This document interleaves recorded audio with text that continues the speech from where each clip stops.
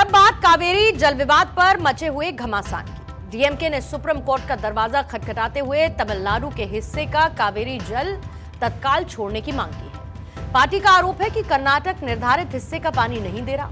कर्नाटक के मुख्यमंत्री डीके शिव कुमार ने कावेरी मुद्दे पर बेंगलुरु में एक सर्वदलीय बैठक बुलाई। इस बैठक में राज्य के हितों की रक्षा और आगे की कानूनी रणनीति पर चर्चा हुई। डीके शिव कुमार ने कहा कि सरकार कानूनी विशेषज्ञों की राय और सर्वदलीय बैठक के सुझावों के आधार पर अगला कदम तय करेगी। तमिलनाडु के मुख्यमंत्री विजय और डीके शिव कुमार के बीच प्रस्तावित बेंगलुरु बैठक फिलहाल टाल दी गई। कर्नाटक में विरोध प्रदर्शन और तनावपूर्ण माहौल को इसकी वजह बताया गया। मेकेदातु परियोजना को लेकर भी विवाद तेज है। डीके शिव कुमार ने इसे कावेरी विवाद का स्थायी समाधान बताया, जबकि तमिलनाडु लगातार इसका विरोध कर रहा है। हाल ही में कावेरी जल विनियमन समिति के आदेश का पालन नहीं करने का आरोप लगाते हुए डीएमके ने सुप्रीम कोर्ट का रुख किया। डीएमके ने सुप्रीम कोर्ट से गुहार लगाई कि वो कर्नाटक सरकार को तुरंत तमिलनाडु के लिए पानी छोड़ने का आदेश दे दे। 28 जुलाई को सीडब्ल्यूआरसी ने कर्नाटक सरकार को निर्देश दिया था कि वो अगले 15 दिन तक हर दिन 3500 क्यूसेक पानी तमिलनाडु के लिए छोड़े और इसी आदेश को कावेरी जल प्रबंधन प्राधिकरण ने भी बरकरार रखा।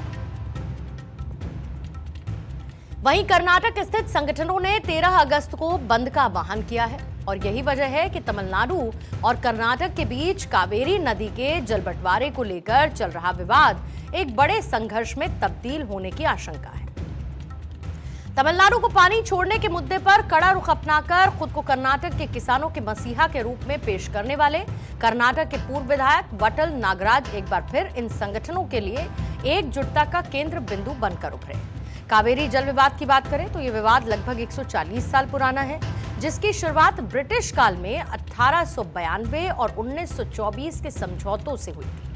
कावेरी नदी कर्नाटक से निकलकर तमिलनाडु, केरल, पुडुचेरी से होकर बंगाल की खाड़ी में गिरती है। विवाद का मूल सवाल है कावेरी का पानी किस राज्य को कितना मिले।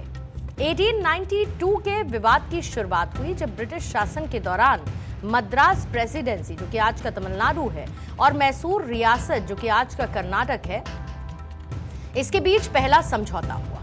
1924 को 50 साल के लिए दूसरा नया समझौता हुआ।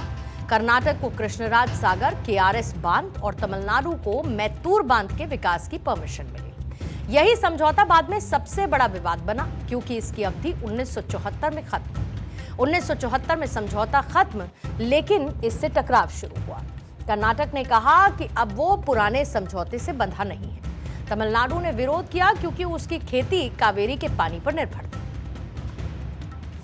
1980 का दशक आया तो कई दौर की बातचीत हुई, लेकिन समाधान नहीं निकला।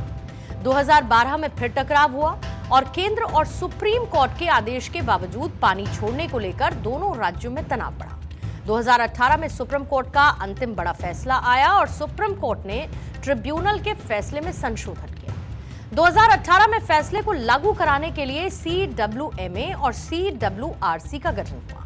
2023 से 2025 तक कम बारिश की वजह से पानी छोड़ने को लेकर कई बार विवाद हुआ। तमिलनाडु बार बार सुप्रीम कोर्ट और सीडब्ल्यूएमए पहुंचता रहा और कर्नाटक ने पेयजल संकट का हवाला दिया। और अब 2026 में ताजा विवाद, जब तमिलनाडु ने आरोप लगाया कि कर्नाटक ने निर्धारित मात्रा में कम पानी छोड़ा है। डीएमके और तमिलनाडु सरकार सुप्रीम कोर्ट पहुंची। कर्नाटक के सीएम डीके शिव कुमार ने सर्वदलीय बैठक बुलाकर कानूनी रणनीति पर चर्चा की।